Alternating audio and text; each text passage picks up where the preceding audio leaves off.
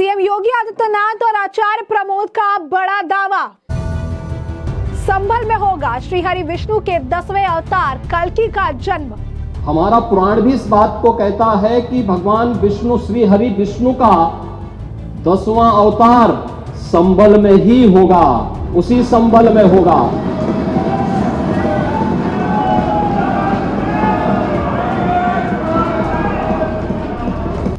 देखिए, श्री कल्कि धाम भारत का पहला ऐसा धाम है जो भगवान के अवतार से पहले स्थापित हो रहा है, स्थापित हुआ। प्रधानमंत्री नरेंद्र मोदी जी ने, यशस्वी प्रधानमंत्री नरेंद्र मोदी जी ने आधारशिला अपने हाथों से रखी। भव्य कल्कि धाम का निर्माण हो रहा है और भगवान का अवतार यहाँ होगा।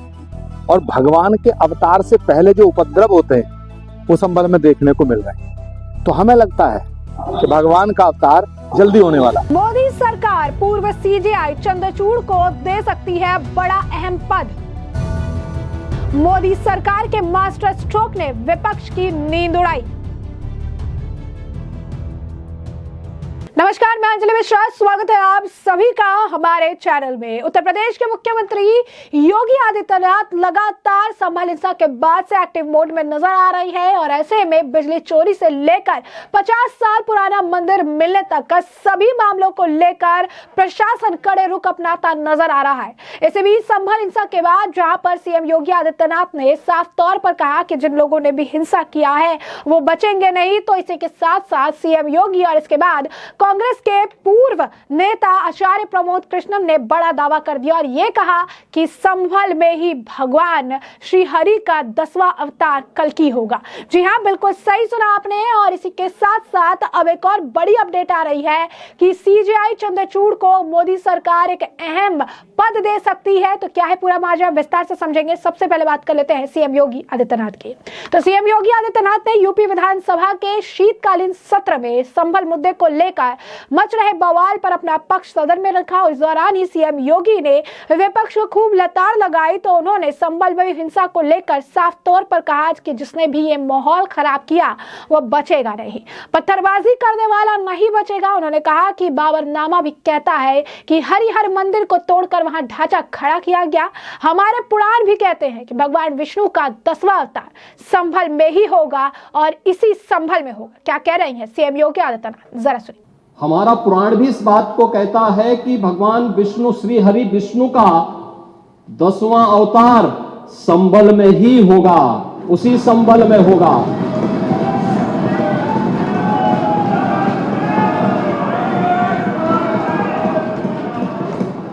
और यह तो केवल सर्वे की बात थी। माननीय न्यायालय के आदेश पर जिलाधिकारी का मतलब जिले का एडमिनिस्ट्रेटिव हेड, पुलिस अधीक्षक उस जिले की पुलिस फोर्स का मुखिया है। इनका दायित्व है कि एक शांतिपूर्ण तरीके से किसी सर्वे के कार्यक्रम को वहां पे संपन्न करना, माननीय न्यायालय के आदेश को अक्षरशः अनुपालन करना। 1978 में 184 हिंदुओं को सामूहिक रूप से जला दिया गया था। 184 हिंदुओं को हत्या हुई थी, हिंदुओं की हत्या हुई थी और जलाया भी गया था। और 184 हिंदू मारे गए थे वहां, 184। मैं वही तो कह रहा हूं ना, आप उस सच को स्वीकार नहीं करेंगे, आप उस सच्चाई को स्वीकार नहीं करेंगे। और लगातार कई महीनों तक वहां कर्फ्यू था। 1980 में फिर दंगा हुआ था। 1947 से लेकर के अब तक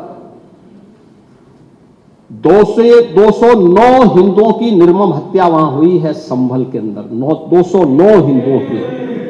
और एक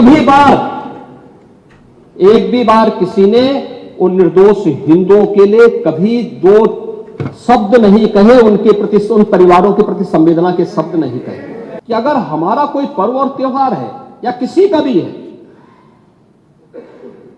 मुहर्रम का जुलूस हो या फिर कोई भी अन्य मुस्लिम समाज का कोई पर्व और त्योहार का कोई जुलूस, वो हिंदू मोहल्ले से सुरक्षित निकल जाता है, कोई दिक्कत नहीं होती। मंदिर के सामने से भी निकल जाता है, कोई समस्या नहीं होती। लेकिन ये समस्या केवल वहीं पे क्यों खड़ी होती है जब कोई हिंदू शोभा यात्रा किसी मस्जिद के सामने से, किसी मुस्लिम बाहुल्य क्षेत्र से निकलती है, तब क्यों तनाव पैदा हो जाता है? तभी क्यों झंडा लगाने में क्या समस्या आ रही है? क्या भारत की धरती पे केसरिया झंडा नहीं लग सकता? क्यों नहीं लग सकता? क्यों नहीं लग सकता? मैं यही पूछना चाहता हूं, आखिर ये दंगे क्यों किए जाते हैं? जय श्री राम का नारा उत्तेजक नहीं है, ये हमारी श्रद्धा का नारा है, हमारी आस्था का प्रतीक है। कल मैं आपसे कहूंगा कि अल्लाह अकबर का जो स्लोगन है, ये हमें अच्छा नहीं लगता। नहीं, आपको हम रोकें तो क्या आपको अच्छा लगेगा?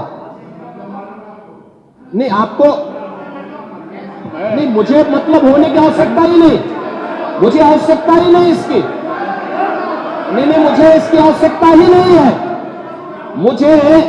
मुझे इसकी आवश्यकता ही नहीं, क्योंकि मेरी तो विरासत इतनी लंबी चौड़ी है, इतनी प्राचीन है कि मैं उस परंपरा को ही लेकर के चले जाऊं। मैं जय श्री राम का नारा, हर हर महादेव का नारा और राधे राधे, राधे राधे के संबोधन से ही अपना पूरा जीवन काट सकता हूं।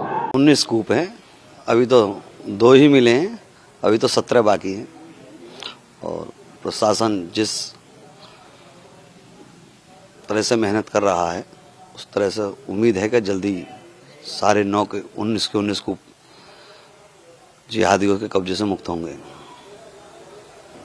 आपने हरिहर मंदिर को लेकर डाली है, याचिका भी डाली है जी, क्या अपडेट है अब तक? और याचिका के बाद से फिर जब ये मंदिरों का मिलना, क्या संकेत मिल रहा है?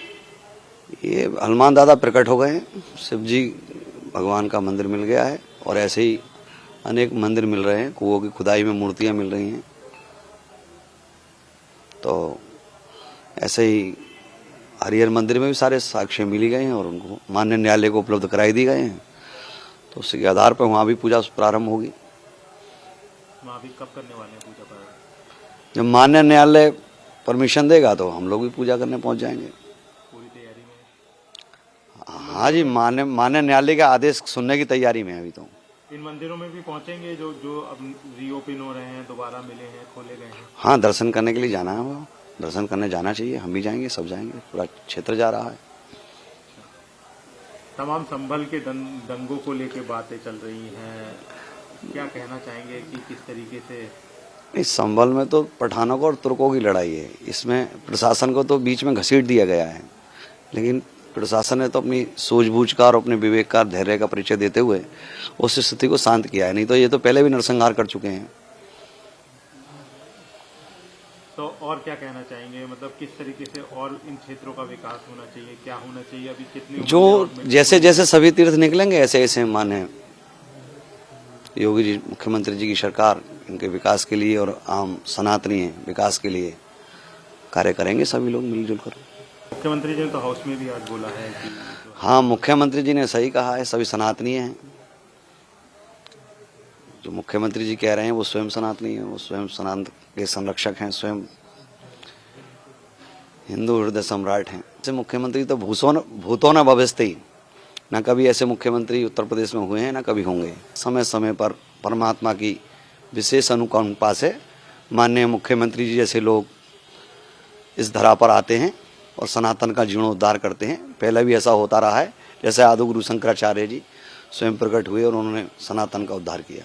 तो जैसा कि आपने सुना कि सीएम योगी आदित्यनाथ साफ तौर पर यह दावा कर रही हैं कि संभल में ही भगवान श्री हरि का 10वां अवतार कल्कि का जन्म होगा। साथ ही साथ वो ये भी कहते नजर आए, ये तो केवल सर्वे की बात है। कोर्ट के आदेश पर जिले के डीएम एसएसपी ने वहां सर्वे के काम को पूरा करवाया था। सर्वे में हिंसा नहीं हुई, लेकिन हिंसा करने वाले जुम्मे की नमाज से पहले और उस दौरान जिस तरह की तकरीरें दी, उससे हालत बिगड़े और संभल हिंसा की जांच चल रही है। दूध का दूध, पानी का पानी सबके सामने आएगा। अब ऐसे में अगर आप देखेंगे तो सीएम योगी आदित्यनाथ ने तो बड़ा दावा किया ही। इसी के साथ साथ आपको बता दें कि कांग्रेस के पूर्व नेता और कल्कि धाम से जुड़े आचार्य प्रमोद कृष्णन का भी बड़ा बयान है। क्या कह रहे हैं वो, जरा सुनिए। देखिए, श्री कल्कि धाम भारत का पहला ऐसा धाम है जो भगवान के अवतार से पहले स्थापित हो रहा है, स्थापित हुआ। प्रधानमंत्री नरेंद्र मोदी जी ने, यशस्वी प्रधानमंत्री नरेंद्र मोदी जी ने आधारशिला अपने हाथों से रखी। भव्य कल्कि धाम का निर्माण हो रहा है और भगवान का अवतार यहाँ होगा। और भगवान के अवतार से पहले जो उपद्रव होते हैं वो संभल में देखने को मिल रहे हैं। तो हमें लगता है कि भगवान का अवतार जल्दी होने वाला है। देखिए, अभी 46 साल पहला मंदिर मिला है, कुछ दिन बाद 56 साल पुराना मिलेगा, फिर 76 साल पुराना भी मिलेगा, फिर 600 साल पुराना भी मिलेगा। भारत में ये दुर्भाग्य की बात है कि मंदिरों को तोड़ तोड़ कर हिंदुओं की आस्था को ठेस पहुंचाई गई। लेकिन अब सनातन का दौर है। भगवान राम के मंदिर की प्राण प्रतिष्ठा हो चुकी, भगवान राम का मंदिर बनकर तैयार हो गया और आने वाले भगवान कल्कि नारायण का मंदिर बन रहा है। तो ये सनातन के दौर का प्रतीक है। आपका मानना है कि इस तरह के मंदिर संभल में और हो सकते हैं? संभल को टारगेट किया गया क्योंकि पुराणों में लिखा गया था कि भगवान का अवतार संभल की धरती पर होगा। ये जो 24 कोस की परिधि में संभल बसा है, इसमें भगवान का अवतार होगा। 68 तीर्थ मध्य में शिवलिंग, कूप कदम न्यारे, दिशा दक्षिणी बहती गंगा, हर मंदिर प्यारे। ये निशानी है उस संभल की जहाँ भगवान का अवतार होगा। इन के आधार पर श्री कल्कि धाम का निर्माण हो रहा है। श्री कल्कि धाम का निर्माण हो रहा है, श्री कल्कि धाम का निर्माण शुरू हो रहा है। और पृथ्वीराज चौहान के द्वारा बनाया गया जो मंदिर तोड़ दिया गया था, उसका फैसला आना सुन। ये योगी जी का कहना है कि अयोध्या में जो मंदिर बना है उसके जो कर्मयोगी है तो उनके लिए सम्मान किया जा रहा है। ताजमहल के उनके हाथ काट लिए गए थे, उसको क्या कहना है आपका? देखिए, योगी जी इस उत्तर प्रदेश के पहले ऐसे मुख्यमंत्री हैं जिन्होंने एक नया इतिहास रचा। इस उत्तर प्रदेश के अपराध पे नियंत्रण किया है, इस उत्तर प्रदेश के भ्रष्टाचार पे नियंत्रण किया है, इस उत्तर प्रदेश में जो जातिवाद था उसकी राजनीति को खत्म किया है, जो गुंडों की राजनीति थी खत्म किया, माफियाओं को खत्म किया है। तो योगी जी इस उत्तर प्रदेश में उनसे पहले इतना लंबा कार्यकाल ना किसी मुख्यमंत्री का हुआ और मुझे नहीं लगता अब आगे होगा। संसद में प्रधानमंत्री मोदी ने वादा दिया है केवल 11 जुमले हैं। भाजपा ने ऐसी आरक्षण किया है और हमारा समय आएगा तो उसके अनुसार उनको सम्मान मिलेगा। अखिलेश यादव जी अपने बुजुर्गों का, पूर्वजों का सम्मान नहीं करते, वो दूसरों का क्या सम्मान करेंगे? अखिलेश यादव जी बहुत अच्छे नेता हैं, लेकिन जब से राहुल गांधी जी को उन्होंने नेता माना, उनकी बुद्धि भी भ्रष्ट हो गई है। तो साफ तौर पर आपने उनको सुना, कांग्रेस को जहां वो लताड़ लगाते नजर आ रहे हैं, तो इसी के साथ साथ वो भी ये दावा कर रही हैं कि ये बात झुटलाई नहीं जा सकती है कि श्रीहरि का कल्कि अवतार संभल में ही होगा। ये बात पुराणों में लिखी हुई है और ये सत्य होकर ही रहेगी। इसी के साथ अब बात कर लेते हैं सीजेआई की। तो सुप्रीम कोर्ट के पूर्व सीजेआई डीवाई चंद्रचूड़ को मोदी सरकार राष्ट्रीय मानवाधिकार आयोग यानी NHRC का अध्यक्ष बना सकती है। जी हाँ, बिल्कुल सही सुना आपने। प्रधानमंत्री नरेंद्र मोदी की अध्यक्षता वाली समिति ने बुधवार को राष्ट्रीय मानवाधिकार आयोग के अगले अध्यक्ष का चयन करने के लिए बैठक की और इस महत्वपूर्ण बैठक में गृह मंत्री अमित शाह, लोकसभा के नेता प्रतिपक्ष राहुल गांधी, राज्यसभा के नेता प्रतिपक्ष मल्लिकार्जुन खड़गे भी शामिल थे। हालांकि रिपोर्ट के सूत्रों के हवाले से यह खबर है कि समिति में शामिल विपक्ष के सदस्यों ने अध्यक्ष और एक सदस्य के लिए सरकार की पसंद पर असहमति भी जताई है। हाँ, बिल्कुल सही सुना आपने। सुप्रीम कोर्ट के पूर्व जज जस्टिस अरुण कुमार मिश्रा के 1 जून को अपना कार्यकाल पूरा करने के बाद से ही NHRC अध्यक्ष का पद खाली यानी रिक्त है। तब से NHRC सदस्य विजया भारती सयानी ने कार्यवाहक अध्यक्ष नियुक्त किया गया है। यहाँ ध्यान देने वाली बात यह भी है कि भारत के पूर्व सीजेआई या सुप्रीम कोर्ट के सेवानिवृत्त जज को चयन समिति की सिफारिश पर राष्ट्रपति द्वारा NHRC अध्यक्ष के रूप में नियुक्त किया जा सकता है। सूत्रों ने यह भी बताया कि विपक्षी सदस्य जल्द ही अपना असहमति पत्र सौंप सकते हैं, लेकिन उन्होंने बैठक में लिए गए निर्णय के बारे में बोलने से इनकार कर दिया। सूत्रों के अनुसार इस संबंध में अधिसूचना जल्द ही जारी कर दी जाएगी। ऐसे में NHRC के प्रमुख के लिए जिन नामों पर अटकलें लगाई जा रही है, उनमें हाल ही में सेवानिवृत्त हुए भारत के मुख्य न्यायाधीश डीवाई चंद्रचूड़ का नाम भी शामिल है।